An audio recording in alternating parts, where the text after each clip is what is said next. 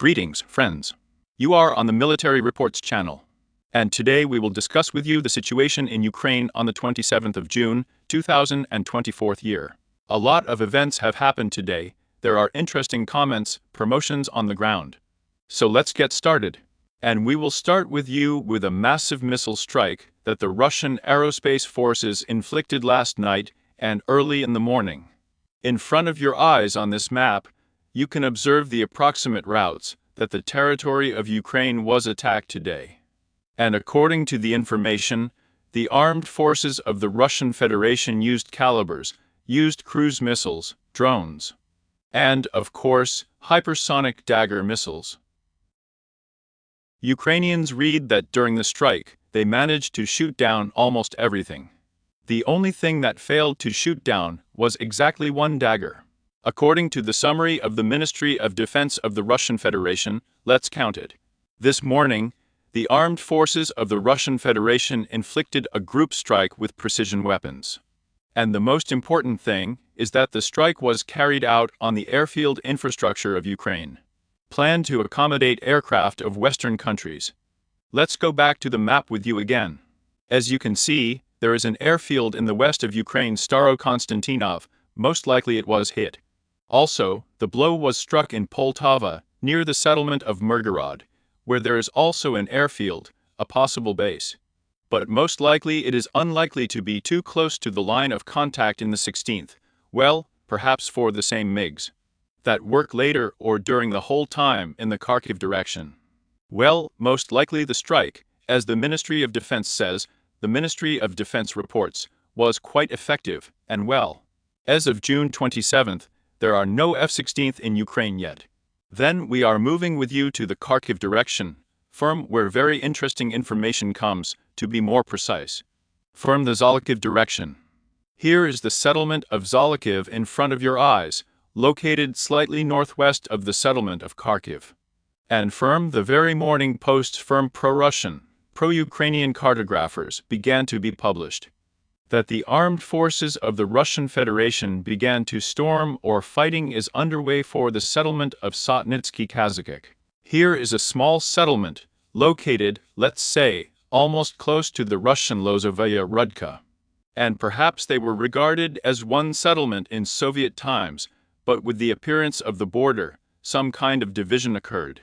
Most likely, the settlement was in the gray zone all this time. Perhaps some Ukrainian patrols were found there, which the task was simply to quickly inform promptly in case of the start of movement, but in any case, it is not yet known what was happening there, but according to the pro-Ukrainian deep state, this territory was immediately marked in the gray zone. In other words, there is a certain probability, a certain situation, that perhaps in the near future, the Russian side will be more active in this direction. And perhaps several more border villages will come under the control of Russian units. Let me remind you that Zolochiv, the settlement of Zolochiv, is considered as one of the priorities of the Russian army. During the creation of a sanitary zone, the armed forces of Ukraine have published a work from the MiG-29 using, let's say, a French Hummer. This is an analog of the Russian Fab 250th. The strike was carried out at a border point. Most likely, there is also a patrol point, a gray zone. Well, there are Russian units present. But this is not the main natural line of defense. This again leads to the question of why the Russian side struck the airfield in Mirgorod this morning. Since these MiGs are most likely to take off from here, which subsequently carry strikes on the border. If we talk about the situation on Earth, it has not undergone any changes. Again, it is very interesting to continue to watch, read and listen to Ukrainian and pro-Western analysts about the situation that is unfolding here. We have been discussing with you for many days in a row about the idea that exists, let's say, among those experts who are fiercely in favor of Ukraine. And today another material was published, which is directly devoted to the situation in the border. What is going on here and so on and so forth. So according to some Ukrainian sources who have analyzed the whole story, the Russian units stopped as much as possible.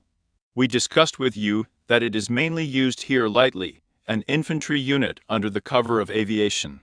Drones without heavy equipment. However, there is still equipment in the direction, and it is mainly engineering equipment. Of course, the intelligence here works well from the Ukrainian side, both satellite and just unmanned. And during this time, for almost more than a month and 20 and 17 days, the Russian side managed to dig up the entire border area, which is under control. The entire buffer zone has already been dug up along and across. And there are even separate units in Ukraine. This is exactly this direction. Basically, it is the 42nd Mechanized Brigade, which is responsible only for tracking down and destroying Russian engineering equipment. And according to the information that was published again by these analysts, first the conduct of hostilities in this direction, it was possible to destroy up to 15 units of engineering equipment which were engaged only in digging trenches. Here on these frames, we can observe with you the changes that occurred from the 25th of May to the 21st of June. And this section of the forest was completely dug up. A large number of defensive structures have been erected. They will definitely be built further.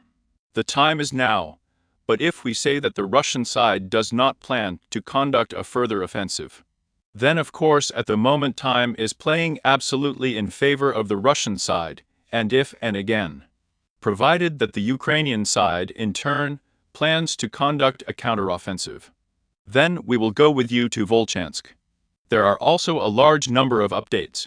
Today, for the first time, the North Group of troops reported that assault operations are underway in the direction of the citadels. This, by the way, is very important, the most important news, because information about the aggregate plant has ceased to be published at all, that it was received yesterday, that the garrison of the Russian army was surrounded by some kind of there. Published on the General Staff of the Armed Forces of Ukraine, again without any confirmation. And as for the citadel, of course, it has almost all been leveled to the ground. It's not surprising why the assault operations are starting right now, but it's just that almost everything has already been destroyed there. Everything has been destroyed, everything has fallen apart, and, in principle, out of those 100%, let's say, if we take as a basis the state of the citadel before the start of hostilities, what is happening here now, then approximately 20% or 30% is left of that, let's say, material, that defensive asset, that can still be used the citadel. Basically everything in this is almost destroyed. Openings are formed just daily, like houses of cards. By the way, it will be possible to observe this on one of the frames. But definitely in this citadel, you see, the opening just fell in front of our eyes as a result of another blow. In other words, in fact, the Apu defense collapsed here simply under the pressure of Russian artillery, Russian aviation. There is no point in defending here, there is no possibility. Accordingly, in the near future, Russian units, if there is such a task to go through the citadel, then this process will happen in the near future.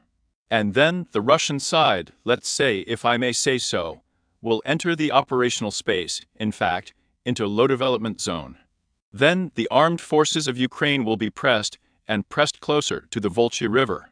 In turn, FABs are also being struck along the Volcha River, artillery is working. Since there are currently no stable supply routes, reinforcements from the south to the north, and in this regard, the units are forced to be extremely close to the river itself in order to quickly cross it at the right moment, if necessary. This is naturally understood from the Russian side. Naturally, all these places of concentration, blows are being struck at them. And this is already an elevator, which is located on the western outskirts of Volchansk, let's say. Here, according to the author of this video, Russian units fly in order to identify possible cameras, possible equipment, possible radars, some installations that were subsequently destroyed by drones. That's the story. As for the quiet one, so far, no more news has been received on the concentration of forces. Then we are moving with you to the Kopensky direction, where a large amount of news also comes. Over the past day, a large number of shots of artillery strikes have been published again.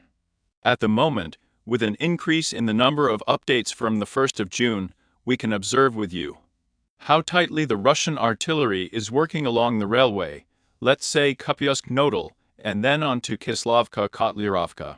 Just look at the iron work.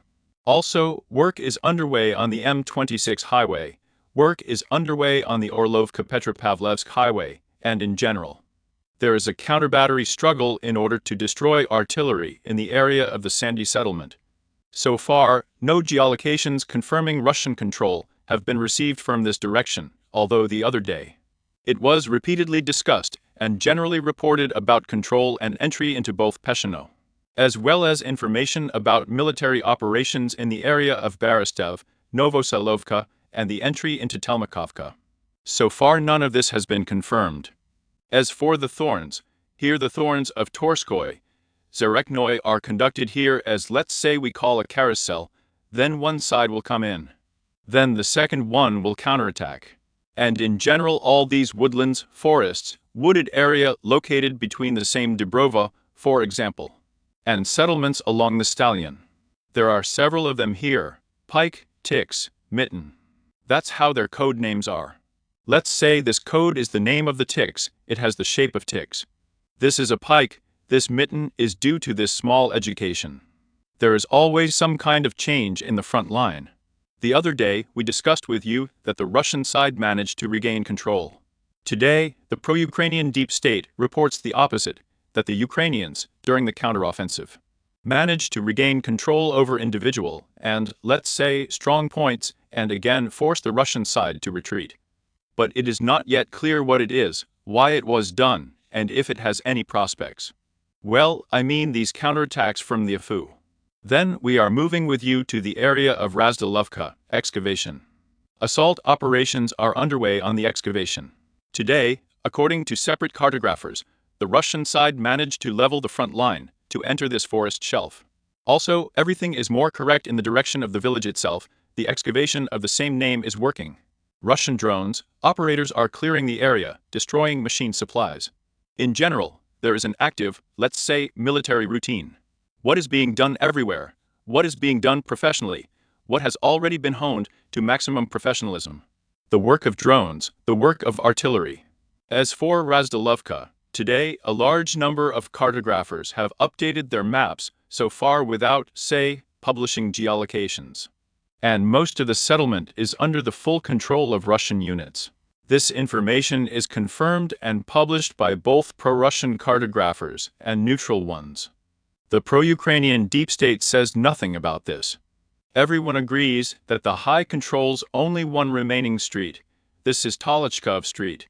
And today, air strikes were also carried out along this street. Of interesting things, it is worth noting the gradual shift of focus from the bloat to the north. And if we increase the number of updates, let's say from the 16th of June, then we see how the main blows are already gradually going north to the Fedorovka line, to the Bereznaya line, and so on and so forth. That is, if before that the main focus was on Razdalovka, now the focus is higher, which is also an indirect confirmation that the front is gradually moving north towards Seversk. As for the Chapel Citadel, there are no changes here. The Russian side continues to strike from the sun. Well, while there are no assault operations being conducted here, there is still a lot of work to be done to such a state that, say, the Eastern Chapel, the citadel looks at least 50% like the Volchanskaya citadel, where it flies constantly. Here, in this regard, it is a little more scarce with supplies, well, not so often. We conclude this based on the geolocation of the frames that are published. Then there is still a long time to suffer with this, let's say, citadel. Well, then we are moving with you to the Toretsky direction. Here in the area of noise, in the area of Mayorsk, friendship, Pivnichno no news. The only thing that is also noted by various cartographers, various pro-Russian sources, including pro-Ukrainian and neutral ones, is that over the past day, the Russian side has managed to break through the defense of an advanced stronghold located in the southern part of New York, and enter New York itself. and a gradual advance from the south to the north begins, and it is difficult to say how large-scale this operation is. Or it is again a distraction from attention, for example, in order to stretch the forces of the armed forces of Ukraine, in order to somehow try to weaken the defense in some other direction. We will see it soon, but the fact remains. There is a visit to the settlement itself, and several houses on the first street are already under the control of Russian units. As for these villages like Sokol, Novo-Alexandrovka, nothing. Here is the Falcon, the first Novoselovka. The fighting of the armed forces of Ukraine continues, but they definitely snap back. The fate of the Falcon itself has not yet been fully decided. Today, more footage of the counteroffensive has been published, Bradley's 47th Mechanized Flight. More precisely, I expressed myself incorrectly. The fate of the Falcon has definitely already been decided there. Well, a day, 2, 3, 4, 5 more, and the village will come under the control of the Russian army. It's just that it has not been decided how quickly this will happen, and what price both one and the other side will have to pay for it. In other words, work is still underway, and so far everything has stopped on this line. As for the first settlement, another frame, another day, another destroyed either Max Pro, or some kind of T-64th, or some kind of Beha, or some kind of Bradley passing by. In other words, in general, work is being done here around the clock, and something is being destroyed by the Russian side around the clock. There is no news about Yasnobrodovka, but there were several shots. Maybe they are archived, that is, they are no longer quite fresh. But it was reported about possible attempts to storm the final forest belts located north of Yasnobrodovka.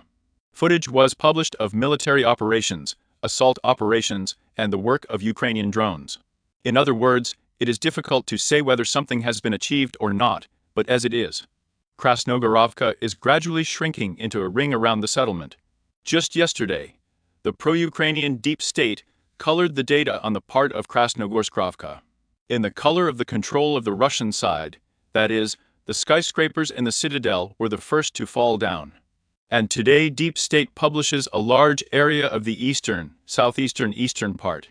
In other words, such large colors do not occur due to large-scale breakthroughs. No, such repaints recede, occur only if one army retreats under the pressure of the second. In other words, these large tints are primarily due to the fact that the APU is leaving Krasnogorovka, or at least trying to optimize the front line and pull together to the northern and northwestern outskirts, and try to hold the defense here, the defense as long as possible. It will be possible to keep it here, since, in general, there is no pressure from the Nevsky from the north yet. Well, there will be an opportunity to hold the defense for some time. And already there will be some distance from the skyscrapers as a whole, but for some month, if, under good circumstances, they can still keep this part in the future. If the Russian side does not face any specific tasks, let's say, to go to the Zaryanaya, Kurakovka, and so on and so forth. The South Donetsk direction is very interesting today. Let's say, from the very morning, footage was published of how, during reconnaissance activities in the settlement of Kurakov, it was possible to identify the concentration of a large number of cars of the armed forces of Ukraine. And then artillery began to work out at this place of accumulation. There, according to the same frames, some kind of smoke was seen, some damage was not inflicted, it is unclear. But in general, something happened. And a few hours later, the 79th Brigade published its post that pencils should be kept as far as possible from the most important points with concentration and the location of the unit. Because after the next Russian assault, there is a large number of pencils. Pencils are called recruits, newly mobilized Ukrainians, who most likely determine them by their haircut. And perhaps during the next assault, a large number of pencils, or some number, were captured by the Russian army. And now the 79th Brigade complains that most likely these have been mobilized again. They just handed over where the high positions are located, just identified, and then carried out additional reconnaissance and destroyed it all. Now, in general, this is the situation with the mobilized, who extremely do not want to die for it is unclear why. It is unclear going to the store with a stroller with a child, and in 5 minutes you are already in the shopping center. They give you machine guns, they say, in 3 weeks you will be sent to the front line. But these people are very angry, they complain very much, let's just say they are very upset. And I think that if such people manage to survive during the first clash, and now they are trying to plug all the gaps, because they are trying to save veterans, experienced fighters, and they are simply thrown into battle in full mobilizations. That is, in case of successful surrender, if they manage to survive, then they certainly do what they tell everything in the first place. Especially inexperienced people. I walked with a wheelchair for 3 more weeks, and today you are already a prisoner in the Russian army. Well, of course, you are not prepared, you will pass everything. Well, it's only possible that there are some special, let's say, frames that will last until the last one. Yes, no one will work with them. Now such a large number of people give up that well. Well, if you don't want to, well, okay, well, don't. The next one will pass. Well, he'll get cigarettes, you won't get cigarettes. Well, everything and the whole situation is quickly resolved. And in this regard, there is now a large influx of prisoners of war, including a large influx of information. It is being worked out now, and in this regard, pay attention to the large number of frames of air strikes. FABs, missiles on the bases. Because all the newly mobilized began to surrender, who very quickly fall into captivity. There is a slight advance of Russian units, let's say, south of Konstantinovka. The Russian army is getting closer and closer to Route 0524. The footage was published by the Russian side, by the 39th Separate Guards Motorized Rifle Brigade. In these frames, we can observe with you the assault actions performed by, say, the fighters of this brigade, who break through minefields under heavy artillery fire, not afraid of anything, not stopping at anything, moving only forward, breaking through the defense line, passing minefields on minicards, something to get somewhere. Yes, what a long distance, how tightly and densely, and large-scale the work of the AFU artillery is, realizing that well. It is necessary to stop it by any means. However, it turns out that they are not stopped. The landing takes place, and the cars go back, say, to the base for the next wave. And within a few days it was possible to take a large number of strong points, and, in fact, enter the beam of the Salon. This is a large network of strongholds running from 0524 to the very outskirts. These shots have been published since the morning. Perhaps, as of the evening of the 27th of June, the advance was still possible, up to several hundred meters. Again in the direction of the same 0524. Then we are moving with you to the pre-cleaning, and after that, again, this is what I am leading to. That after the appearance of these, but mobilized, a large number of frames from those directions began to be published, in which we did not expect these frames before. Here's a look at the Prechistavka. It turns out that we have a Prechistavka for June, that is, the 1st of June to the 27th of June. Let's look at the same Prechistavka from the 1st to the 31st of May. Please note, this is the situation in the locality in the month of May. 3 geolocations.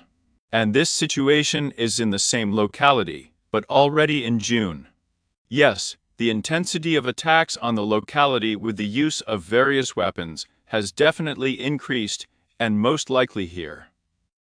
By the way, this is the most important supply hub between, let's say, the Uglidar Group and the Great Novoselovka from Novokrenka, from Bogoyavlenka. In other words, there is a redistribution going on here, therefore, most likely, in order to destroy the integrity of supply, create logistical problems, and most likely, in the near future, the Russian side will make attempts to at least take into a semicircle, into a blockade, cut these supply routes, and perhaps even establish control over this locality, which will also open up the possibility of applying a flank attack on the Uglidar. As for the harvest, there is a really big harvest of regular strikes with the use of helicopters. Aviation is working, artillery is working. In general, the locality is being prepared. And in these frames, footage was published at all, as a soldier of the armed forces of Ukraine fled from the southern part to the northern, but was overtaken by a Russian F-drone.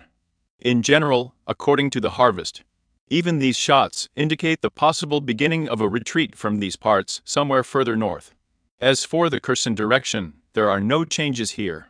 The fabs are working, drone strikes are being carried out. The only thing worth paying attention to is the footage of the use of a 1,500th, according to Russian sources, at the IFU headquarters somewhere in Kherson. This blow is probably a warehouse, since the explosion is very large, even more like a FAP 3000 than 1,500. Perhaps there was some kind of warehouse, and at the same time the detonation of the bull at the time of, let's say, arrival. Here is such a small explosion, in the area along the deeper river. Then what else is worth paying attention to?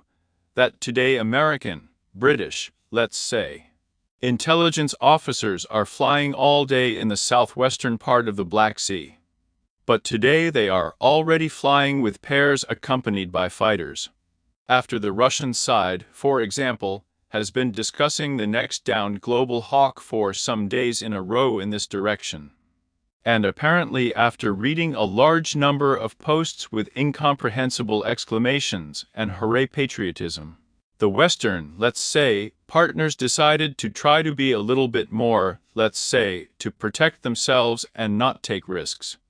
And already accompany the scouts with fighters, so that there would be much less temptation to strike according to these scouts.